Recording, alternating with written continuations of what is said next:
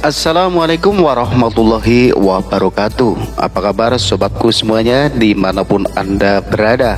Mudah-mudahan tetap dalam keadaan sehat selalu dan dilimpahkan banyak rezekinya. Amin ya robbal alamin. Siapa sih yang tidak kenal dengan Abu Nawas? Dialah sosok seorang yang cerdik berasal dari negeri Baghdad. Abu Nawas merupakan tokoh Islam yang dikenal luas karena pola pikirnya yang sangat cerdik. Banyak sekali kisah-kisah yang menceritakan kecerdikan Abu Nawas, seperti salah satunya yang akan saya sampaikan di video kali ini. Abu Nawas mengalahkan jin ibrit hanya dengan menggunakan sandal. Abu Nawas satu dengan nama lengkap Abu Ali Al-Hasan bin Khali Al-Hakimi, yang juga disebut dengan Abu Nawas, lahir di Ahwaz, Iran pada tahun 756 Masehi dan meninggal di Baghdad, Irak pada tahun 814 Masehi. Abu Nawas dimakamkan di pemakaman Syekh Ma'ruf Dametri, Baghdad, Irak. Diceritakan di seluruh kampung sedang diteror jin. Ketua kampung pun meminta bantuan kepada sang raja. Sontak sang raja meminta bantuan kepada para menteri. Namun mereka seakan dibuat bingung karena yang akan mereka lawan adalah jin yang mengganggu sebuah kampung. Tidak ada yang berani melawan jin yang mengganggu penduduk di kampung tersebut. Karena Abu Nawas adalah seorang yang cerdik dan cerdas, dia dipanggil sang raja untuk melawan jin ibrit tersebut di sebuah kampung. Ampun yang mulia, hamba mohon pertolongan paduka raja. Permohonan kepala dusun kepada raja. Memang apa yang menimpa kampungmu? Tanya sang raja. Kepala dusun pun menceritakan apa yang sedang terjadi di kampungnya tersebut. Ketika raja menanyakan alasan jin itu mengganggu sebuah kampung, kepala dusun pun menceritakan bahwa kampungnya memiliki kekayaan alam yang berlimpah.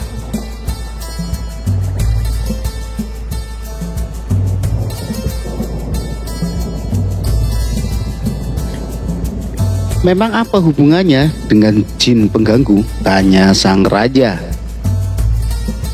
Jin tersebut mengaku berkat jasa dialah kampung kami menjadi subur dan berlimpah. Oleh karena itu setiap panen jin akan datang dan meminta tumbal gadis. Jika permintaannya tidak kami penuhi, maka jin itu mengancam akan menghancurkan desa kami. Jelas kepala dusun.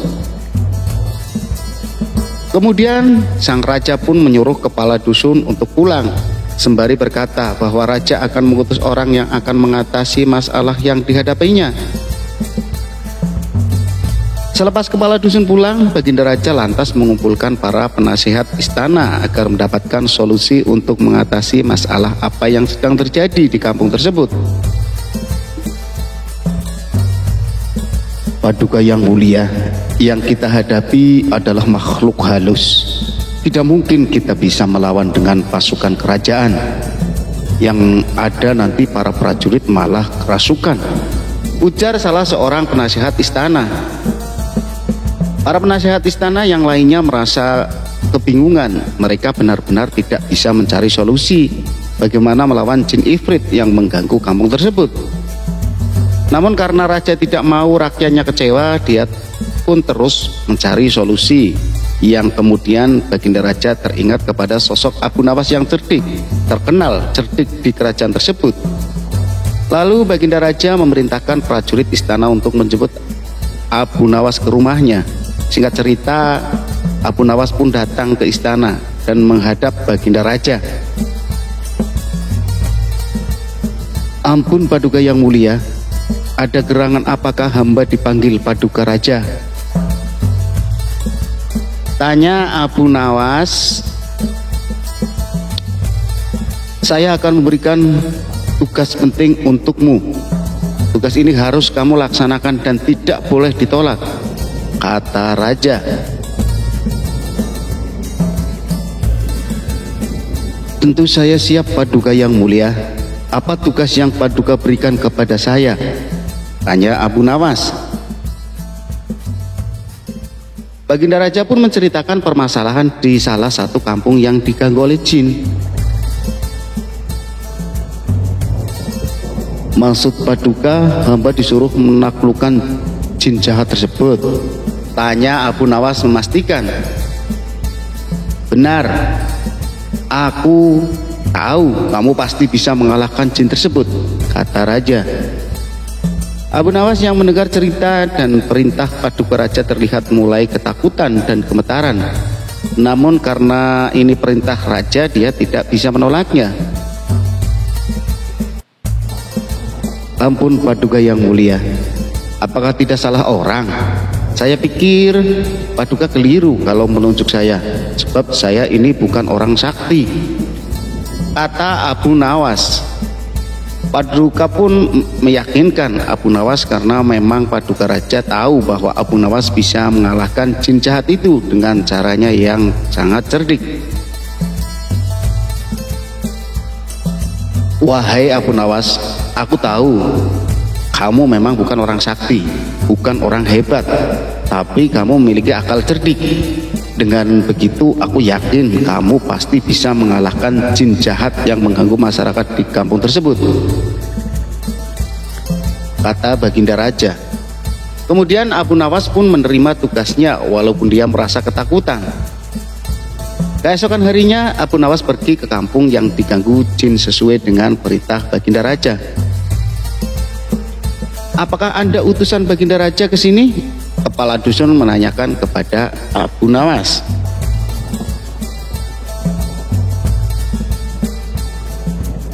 Kemudian Abu Nawas pun menjawabnya. Iya, saya diutus Baginda Raja untuk datang ke sini, jawab Abu Nawas. Kepala dusun menceritakan semua sosok jin itu. Semua warga dan kepala dusun pernah melihat sosok jin tersebut. Kemudian kepala dusun juga menceritakan ciri-ciri jin jahat yang mengganggu itu. Abu Nawas mendengarkannya, lalu ia tahu bahwa itu adalah jin ifrit sesuai dengan ciri-ciri yang diceritakan oleh kepala dusun. Setelah mendengar cerita kepala dusun, Abu Nawas pun berpikir untuk mendapatkan cara agar dapat mengalahkan dan mengusir jin ifrit tersebut. Bagaimana Tuan? Apakah sanggup menghadapi dan melawan jin jahat itu? Kepala dusun bertanya kepada Abu Nawas. Karena Abu Nawas sudah mendapatkan ide cemerlang, dia pun mengatakan kepada kepala dusun bahwa dia bisa menghadapi jin itu. Tenang saja, jin ifrit itu pasti akan bertekuk lutut kepadaku. Sebenarnya dia hanya menggertak saja. Pasti ada seorang wanita yang dia sukai, kata Abu Nawas. Abu Nawas pun akan menulis surat dan memerintahkan kepala dusun untuk diberikan kepada jin ifrit itu. Isi suaranya adalah surat tantangan kepada jin. Baginda saja saya akan menulis surat tantangan untuknya. Saya minta tolong agar surat yang saya tulis diberikan kepada jin ifrit, pinta Abu Nawas kepada kepala dusun. Kepala dusun pun memberikan surat kepada jin ifrit. Setelah jin ifrit menerima surat tantangan itu, dia pun marah dan akan membunuh siapa saja yang berani menantangnya. Kemudian sambil menunggu pertandingan antara Abu Nawas dan jin ifrit, Abu Nawas pun membuat sebuah sandal yang ukurannya 40 meter. Kemudian setelah selesai, Abu Nawas meletakkan sandal itu di lapangan yang akan menjadi tempat bertanding. Singkat cerita, waktu pertandingan pun datang. Jin ifrit yang sudah emosi memuncak ingin segera melawan Abu Nawas dan membunuhnya. Dia kemudian datang dengan suara yang sangat menggelegar, membahana. Di mana orang yang berani menantangku? Keluarlah. Kamu akan menghancurkan tubuhnya, kata jin ifrit dengan emosinya. Warga-warga yang tadinya akan menonton pertandingan Abu Nawas dan jin itu pun berlarian karena takut menjadi sasaran amukan jin ibrit yang jahat itu. Lalu jelang beberapa saat datanglah Abu Nawas. Kemudian jin ibrit pun berkata, "Oh, kamu yang berani menantangku yang bernama Abu Nawas. Apa kamu sudah bosan hidup, Abu Nawas? Ayo sekarang juga bertanding," tantang jin sambil marah. Abu Nawas pun berpura-pura bahwa dia adalah murid Abu Nawas, karena itu adalah akal cerdiknya untuk melawan jin ibrit yang jahat. "Maaf, Anda salah orang, saya ini bukan Abu Nawas, saya muridnya," kata Abu Nawas. Jin ibrit pun terlihat semakin marah dan berkata, "Lalu mengapa kamu ke sini? Cepat panggil gurumu untuk bertarung denganku."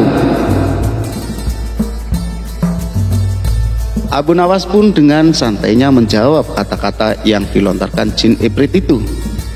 "Tidak perlu khawatir, guruku pasti datang ke sini. Aku datang ke sini disuruh guru mengambil sandalnya, karena sandalnya ketinggalan kemarin saat latihan di sini," balas Abu Nawas sambil menunjuk sandal yang sebelumnya dia buat dan tergeletak hampir menutupi lapangan. "Itu sandal Abu Nawas?" tanya jin. "Iya benar, memang kenapa? Tapi saya tidak kuat mengangkatnya sendirian. Maukah kau membantuku membawa sandal ini?" kata Abu Nawas sambil meminta bantuan mengangkat sandal yang besar itu. Jin ibrit pun terdiam dan berpikir, sandalnya saja segede gitu, bagaimana dengan orangnya? Jin ibrit yang tadinya marah-marah emosi ingin segera bertarung dengan Abu Nawas pun kena mental. Dia terdiam dan ketakutan ketika membayangkan betapa besarnya Abu Nawas.